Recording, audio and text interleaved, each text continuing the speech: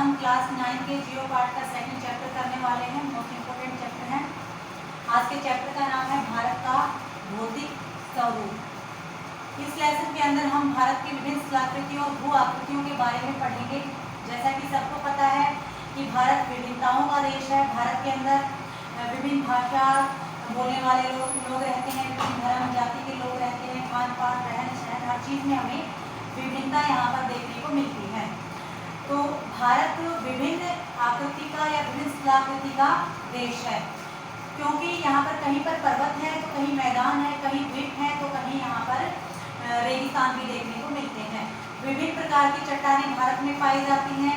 कठोर चट्टानें, नरम चट्टानें, फॉर एग्जाम्पल जैसे कठोर चट्टानें हैं संगमरमर, जिससे कि ताजमहल का निर्माण किया गया है।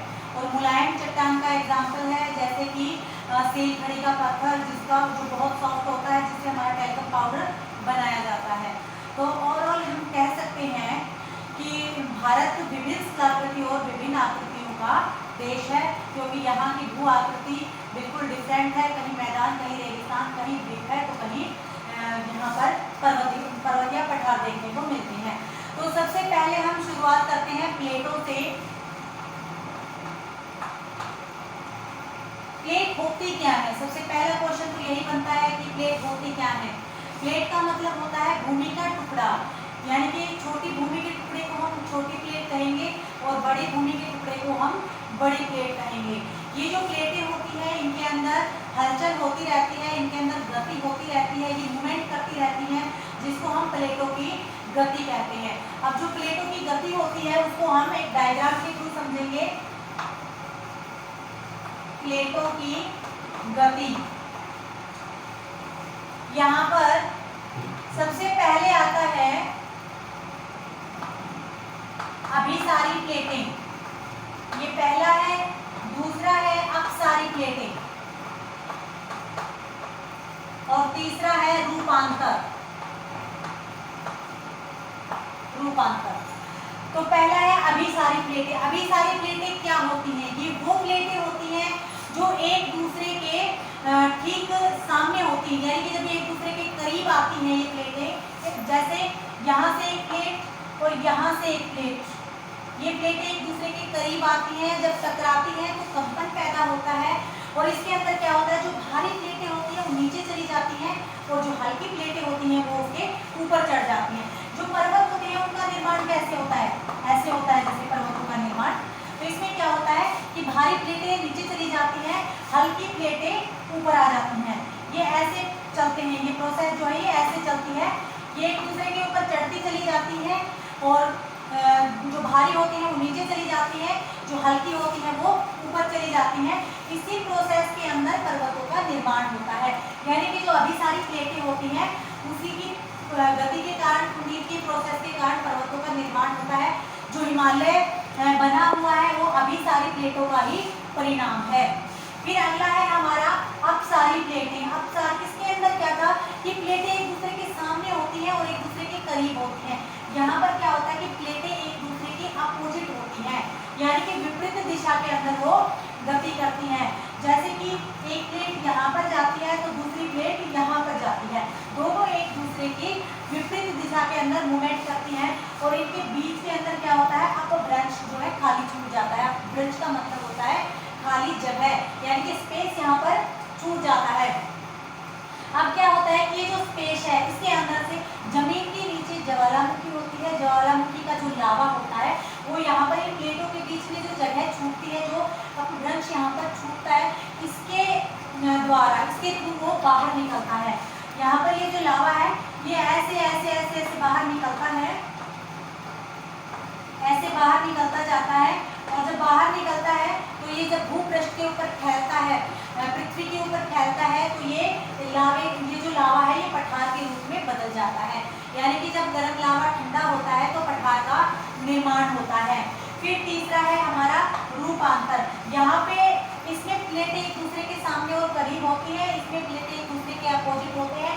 इसके अंदर क्या होता है कि प्लेटें क्षैतिज दिशा के अंदर गति करती हैं, यानी कि एक ही दिशा के अंदर, एक प्लेट जिस दिशा में जाती है दूसरी प्लेट उसी दिशा के अंदर गति करती है, पीछे से इसको पुश करती है और जब पुश करती है तो कंपन पैदा होता है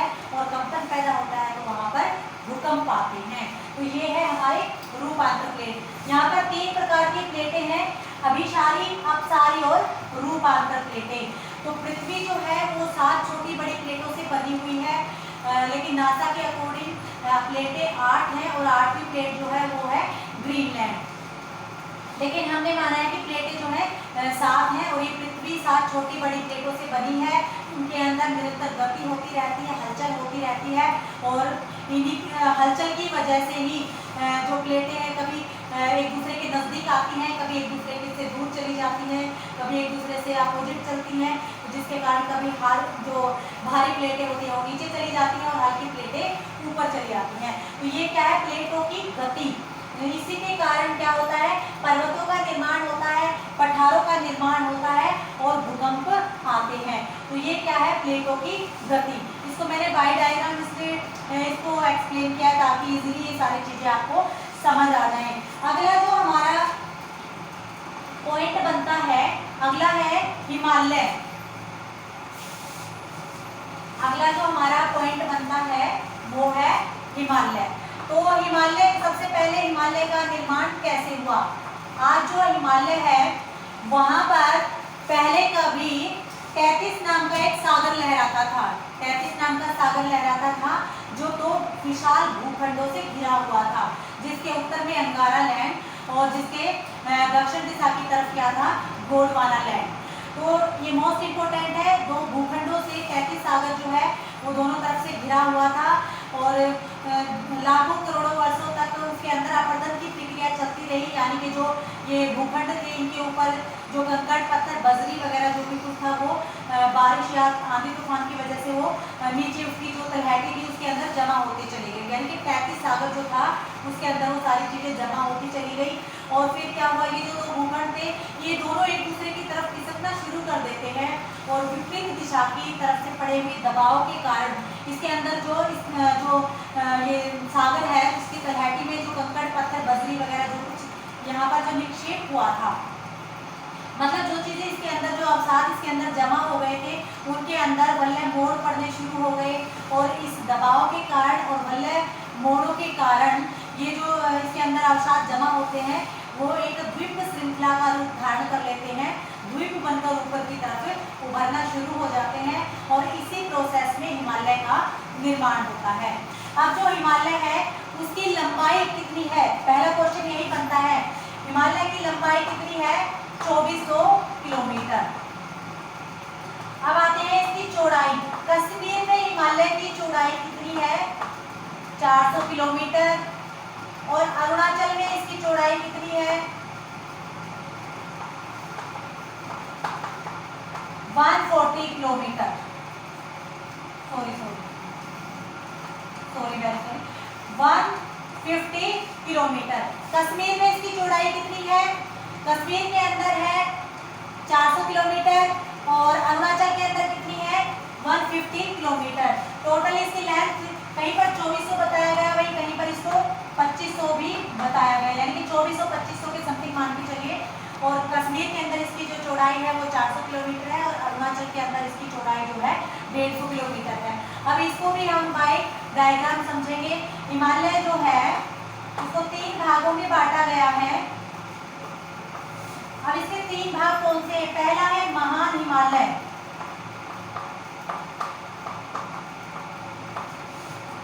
दूसरा है निम्न हिमालय और तीसरा जो पार्ट है वो है शिवालिक। महान हिमालय जो है यहाँ पर ऊंचे ऊंचे शिखर पाए जाते हैं, यानी कि 6000 मीटर तक के यहाँ पर ऊंचाई वाले शिखर पाए जाते हैं। कितनी ऊंचाई वाले, 6000 मीटर की ऊंचाई वाले शिखर यहाँ पर पाए जाते हैं, यानी कि ऊंचे ऊंचे पर्वत पाए जाते हैं और इनकी चोटियाँ हमेशा बर्फ से ढकी रहती हैं। यहाँ पर पूरा टाइम बर्फ पड़ती है, ये जो इलाका है वो बहुत ठंडा होता है, यानी कि महान हिमालय के अंदर ऊंचे शिखर वाले पर्वत पाए जाते हैं जो कि 6000 मीटर तक ऊंचे होते हैं। फिर है निम्न हिमालय। निम्न हिमालय में यहाँ पर 4500 मीटर तक के पर्वत शिखर पाए जाते हैं। 4500 मीटर तक के पर्वत शिखर पाए जाते हैं। पीर पंजाल की जो श्रृंखला है वो इसी श्रेणी में आती है, इसको हम मध्य हिमालय के नाम से भी जानते हैं। और ये कश्मीर से लेकर हिमाचल तक ये वाला क्षेत्र फैला हुआ है। कहाँ तक फैला हुआ है? कश्मीर से हिमाचल तक। इसके अंदर 4500 मीटर तक की ऊंचाई वाले पर्वत पाए जाते हैं। और यहाँ पर ये जो क्षेत्र है इसको हम मध्य हिमालय के नाम से भी जानते हैं। और कश्मीर से लेकर हिमाचल तक फैला हुआ है। और एक स्पेशल इसकी क्या है, स्पेशलिटी क्या है कि यहाँ पर पीर पंजाल की जो श्रृंखलाएं हैं वो भी पाई जाती हैं। फिर अगला है शिवालिक। शिवालिक जो श्रेणी है उसको बाहरी हिमालय या बाह्य हिमालय के नाम से जाना जाता है। यहाँ पर 1100 मीटर तक की ऊंचाई वाले पर्वत शिखर पाए जाते हैं। 1100 मीटर तक की ऊंचाई वाले पर्वत शिखर कहाँ पाए जाते हैं? शिवालिक में। यहाँ पर हिमालय को 3 भागों में डिवाइड किया गया है। पहला महान हिमालय या उच्च हिमालय जिसमें 6000 मीटर तक के पर्वत पाए जाते हैं। और दूसरा है निम्न हिमालय जहाँ पर 4500 मीटर तक के पाए जाते हैं। तीसरा है शिवालिक यानी कि बाहरी हिमालय जहाँ पर 1100 मीटर तक के पर्वत शिखर पाए जाते हैं। और हिमालय की लंबाई कितनी? लगभग 2400 से 2500 किलोमीटर। चौड़ाई इसकी है कश्मीर के अंदर 400 और अरुणाचल के अंदर 150 किलोमीटर। तो यहाँ पर ये हिमालय वाला जो कॉन्सेप्ट है हमारा क्लियर हो जाता है। फिर अगला जो हमारा मेन पॉइंट बनता है इस लेसन से वो है, अगला जो मेन पॉइंट है वो बनता है हमारा उत्तरी मैदान। अगला मेन पॉइंट है उत्तरी मैदान। अब उत्तरी मैदान को समझने के लिए भी हम इसका रफली डायग्राम बना लेते हैं। पहला है पंजाब का मैदान। पहला क्या है? पंजाब का मैदान। और दूसरा है गंगा का मैदान। और तीसरा है यहाँ पर ब्रह्मपुत्र का मैदान। ब्रह्मपुत्र का मैदान। अब जो पंजाब का मैदान है इस मैदान का निर्माण कैसे होता है? इसका सिंधु तथा उसकी सहायक नदियों के द्वारा। सिंधु है सहायक नदियां जो बहाकर मिट्टी लाती हैं, उससे किस मैदान का निर्माण हुआ है? पंजाब के मैदान का निर्माण हुआ है। अब है गंगा का मैदान। अब गंगा के मैदान का निर्माण हुआ है गंगा के द्वारा बहाकर लाए गए मिट्टी से। इसके अंदर कौन कौन से क्षेत्र आते हैं? हरियाणा आता है इसके अंदर, दिल्ली आता है इसके अंदर, और क्या आता है? यूपी, उत्तर प्रदेश इसके अंदर आता है। ये क्या है? गंगा का मैदान। गंगा नदी के द्वारा बहाकर लाए गए जो अवसाद है उनसे इसका निर्माण हुआ है। फिर है ब्रह्मपुत्र नदी का मैदान। ब्रह्मपुत्र कहाँ से बहती है? ये मानसरोवर तिब्बत से निकलती है और अरुणाचल से भारत में प्रवेश करती है। इसका जो क्षेत्र है वो कौन सा है? असम। यानी कि ब्रह्मपुत्र नदी के द्वारा बहाकर लाए गए अवसादों से कौन से क्षेत्र का निर्माण होता है? असम का। यहाँ पर पंजाब के मैदान का निर्माण हुआ है सिंधु व सहायक नदियों के द्वारा। और गंगा के मैदान का निर्माण हुआ है गंगा नदी के द्वारा बहाकर लाए गए अवसादों से। और कौन कौन से क्षेत्र इसमें इंक्लूड है? हरियाणा, दिल्ली और उत्तर प्रदेश। और ब्रह्मपुत्र का जो मैदान है वहाँ पर कौन सा क्षेत्र आता है? वहाँ पर आता है असम।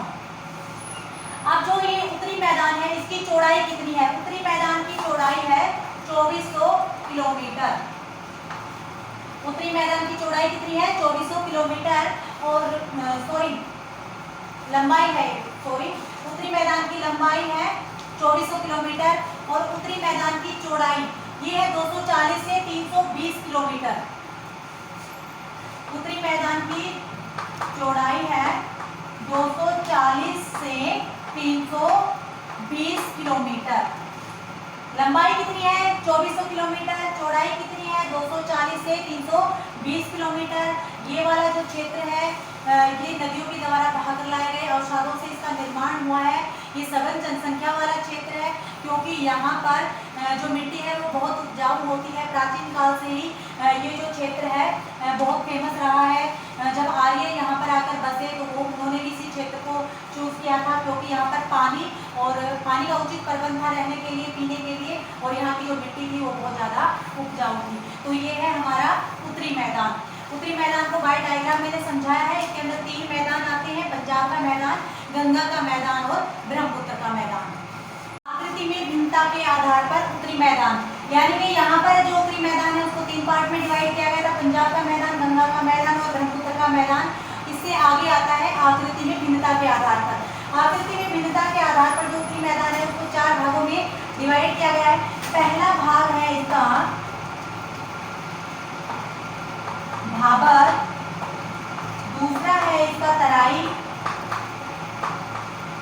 और तीसरा है इसका बांगर, और फोर्थ पार्ट है वो है इसका खादर। अब सबसे पहला भाग है भाबर। भाबर क्या होता है?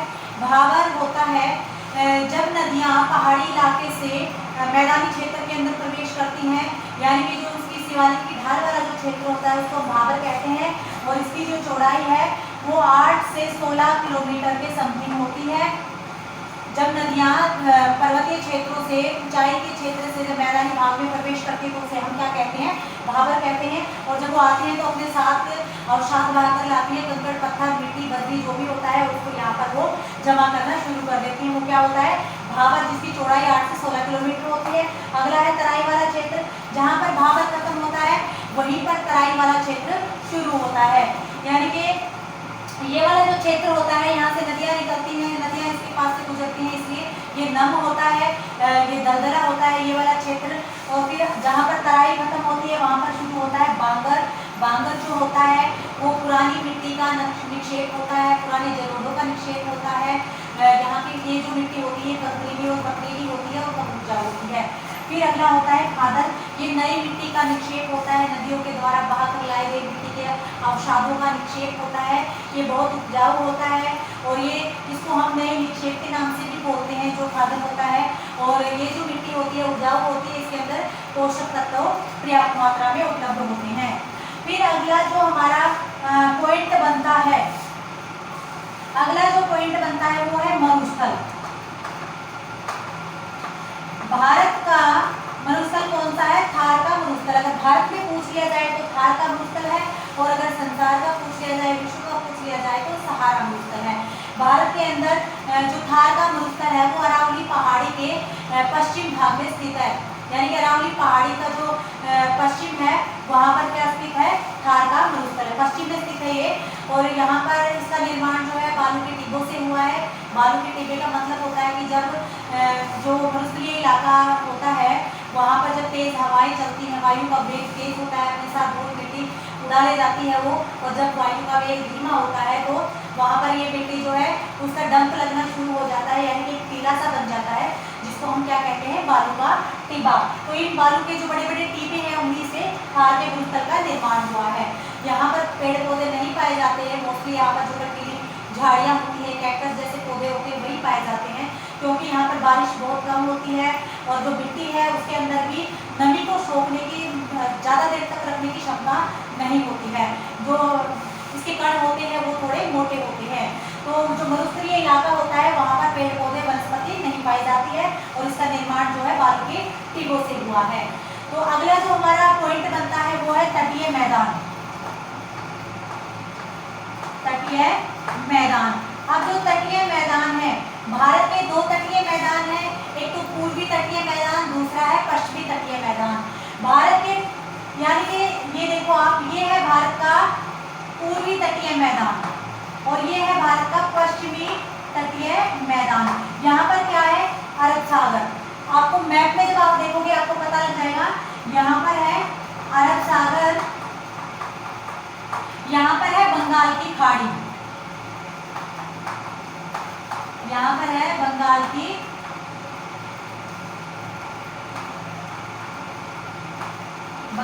खाड़ी। ये है पूर्वी तट, ये है पश्चिमी तट। 2 तट है भारत के, पूर्वी तटीय और पश्चिमी तटीय। पश्चिम की तरफ अरब सागर है, पूर्व की तरफ क्या है? बंगाल की खाड़ी।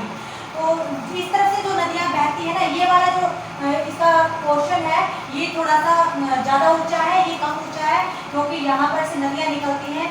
तो ये पूर्वी तट है और ये पश्चिमी तट है। पूर्वी तट की तरफ क्या है? बंगाल की खाड़ी, पश्चिमी तट की तरफ क्या है? अरब सागर। अब जो बंगाल की खाड़ी है उस तरफ हमारे प्रमुख तट कौन से हैं? सरकार तट और कोरोमंडल तट। इस साइड कौन से 2 तट हैं हमारे? सरकार तट और कोरोमंडल तट। और इस तरफ अगर पूछ लिया जाए तो कोंकण का तट है और मालाबार का तट। इस साइड 2 तट है, कोंकण और मालाबार, और इस तरफ है सरकार तट और कोरोमंडल का तट। ये क्या है? हमारे तटीय मैदान, पूर्वी तटीय मैदान और पश्चिमी तटीय मैदान। और अगला हमारा पॉइंट बनता है प्रायद्वीपीय पठार। इसको रब कर लेते हैं भाई, यहाँ पर स्पेस नहीं है। मोस्ट इम्पोर्टेंट है हमारा अगला जो पार्ट है प्रायद्वीपीय प्रायद्वीपीय पठार, उसके अंदर से हमेशा क्वेश्चन पुट होते रहे हैं।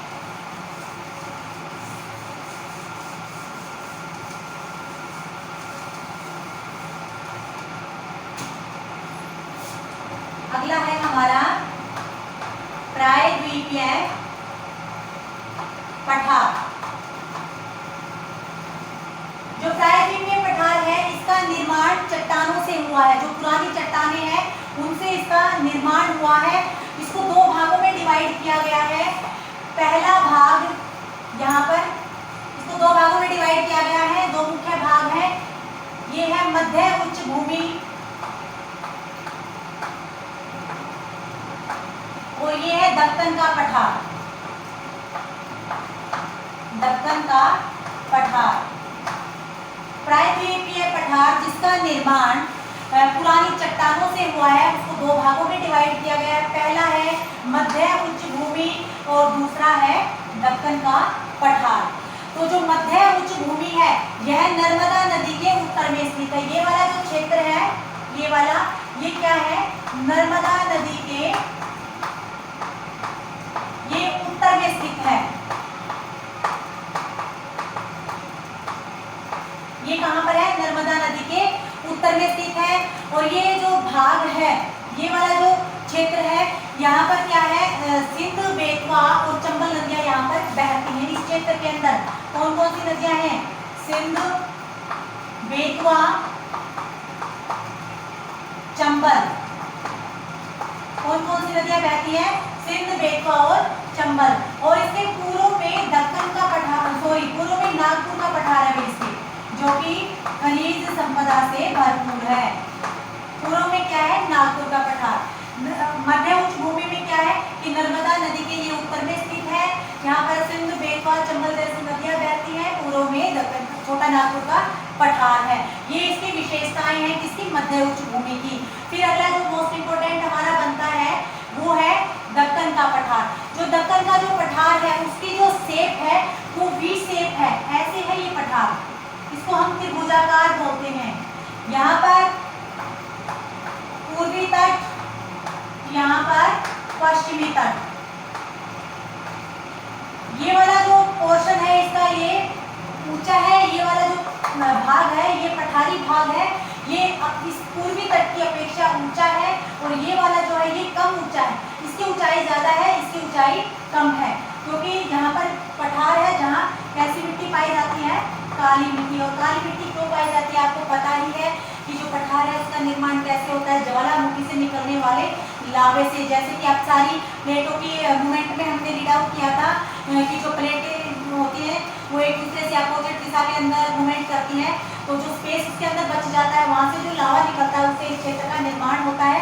ये जो मिट्टी है ना, ये किससे है, ये लावा से बनी है। ये मिट्टी जो है इसका रंग कैसा होता है, काला होता है। और यहाँ पर पूर्वी तट है, यहाँ पर पश्चिमी तट है। ये दक्कन के पठार की शेप है, यानी कि वी शेप है, जिसको हम त्रिभुजाकार भी बोलते हैं। ये पश्चिम में ऊंचा है, पूर्व की तरफ से ये ज्यादा ऊंचा नहीं है। यहाँ पर काली मिट्टी पाई जाती है क्योंकि लावे से इसका निर्माण हुआ है। और इसके अंदर और क्या वो है कि भाई यहाँ पर कौन सी बारिश होती है, पर्वतीय वर्षा। इसकी विशेषता है ये, यहाँ पर कौन सी वर्षा होती है, पर्वतीय वर्षा। यानी कि जब हवाएं जो चलती हैं वो यहाँ पर ये जो पठार है, यहाँ जो कम ऊंचे जो पर्वत शिखर है वहाँ उनसे टकरा कर यहाँ पर बारिश कर देती है और हल्की हो जाती है। और यहाँ पर जो सबसे ऊंचा पर्वत शिखर पाया जाता है वो कौन सा है, अनाईमुड़ी। अनाईमुड़ी जो है वो यहाँ का सबसे ऊंचा पर्वत शिखर है। इसकी ऊंचाई कितनी है, 2695 यानी कि 2695 मीटर इसकी ऊंचाई है। सबसे ऊंचा पर्वत शिखर कौन सा है, अनाईमुड़ी। और यहाँ पर जो पूर्वी घाट है इसकी तरफ से सबसे ऊंचा पर्वत शिखर कौन सा है, यहाँ पर है महेंद्रगिरी। महेंद्रगिरी पर्वत शिखर है जिसकी ऊंचाई कितनी है, 1500 मीटर। ये पूर्वी घाट की तरफ स्थित है महेंद्रगिरी। और पश्चिमी घाट की तरफ सबसे ऊंचा पर्वत शिखर कौन सा है, अनाईमुड़ी, जिसकी ऊंचाई कितनी है, 2695 मीटर। और इसकी महेंद्रगिरी की है 1500 मीटर। ये बंगाल की खाड़ी की तरफ स्थित है और ये अरब सागर की तरफ स्थित है। ये मोस्ट इंपोर्टेंट है। दक्कन का पठार हमेशा इसके अंदर से क्वेश्चन पुट होता है कि घाट में अंतर बताइए, या दक्कन के पठार की विशेषताएं बताइए, या एक एक नंबर में पूछ लिया जाता है कि यहाँ पर कौन सा पर्वत शिखर पाया जाता है या उसकी क्या ऊंचाई है, यहाँ पर कौन सा पर्वत शिखर पाया जाता है और इसकी क्या ऊंचाई है। तो यहाँ से कई बार जो क्वेश्चन है वो यहीं से पुटअप होते हैं, तो ये मोस्ट इम्पोर्टेंट है। फिर अगला जो लास्ट हमारा बचता है वो है द्वीप समूह। अगला जो है लास्ट है ये द्वीप समूह। भारत के जो प्रमुख द्वीप समूह है, जो पूर्वी घाट है, यानी कि ये वाला जो घाट है इस दिशा में जहाँ पर बंगाल की खाड़ी है वहाँ पर हमारे अंडमान और निकोबार द्वीप समूह है, और जो पश्चिमी घाट है जहाँ पर अरब सागर है वहाँ पर लक्षद्वीप जो है वो हमारा द्वीप समूह है। यहाँ पर जो लक्षद्वीप है उसको पहले जैसे लक्षद्वीप है या मिनीकोय है, एमनी द्वीप के नामों से, मतलब अलग अलग नामों से इसको जाना जाता था। लेकिन 1973 के बाद में 1973 के बाद में इसका नाम क्या पड़ गया, लक्षद्वीप पड़ गया। उसके बाद में इसका नाम, पहले इसको भिन्न भिन्न नामों से जाना जाता था। तो पूर्वी घाट की तरफ कौन से हमारे यानी बंगाल की खाड़ी की तरफ कौन से हमारे द्वीप है, अंडमान निकोबार, और पश्चिमी जो घाट है यानी कि अरब सागर की तरफ हमारा कौन सा द्वीप समूह है, लक्षद्वीप समूह है। तो आज का जो लेसन था उसके जो मेन जो पॉइंट्स हैं वो सारे यहाँ पर हमारे कवर अप हो जाते हैं। हमने आज के वीडियो में जैसे प्लेट्स क्या होती हैं, कैसे गति करती है, उसके बाद में हिमालय का निर्माण कैसे हुआ, फिर भारत का उत्तरी मैदान और आकृति के आधार पर विभिन्नताएं, फिर भारत का मरुस्थल और उसके बाद में तटीय मैदान, और फिर द्वीप समूह ये, और जो हमारे प्रायद्वीपीय पठार, ये सारी चीज़ें हमने आज के इस वीडियो क्लास में डिस्कस की हैं। बिल्कुल हार्ड नहीं है, एक दो बार आप अगर इस वीडियो को देखेंगे तो इजीली सारी चीज़ें आपको समझ आ जाएगी। तो आई होप कि आज आपको ये वीडियो क्लास पसंद आई होगी, सारा जो कॉन्सेप्ट या कंटेंट है आपका क्लियर हुआ होगा।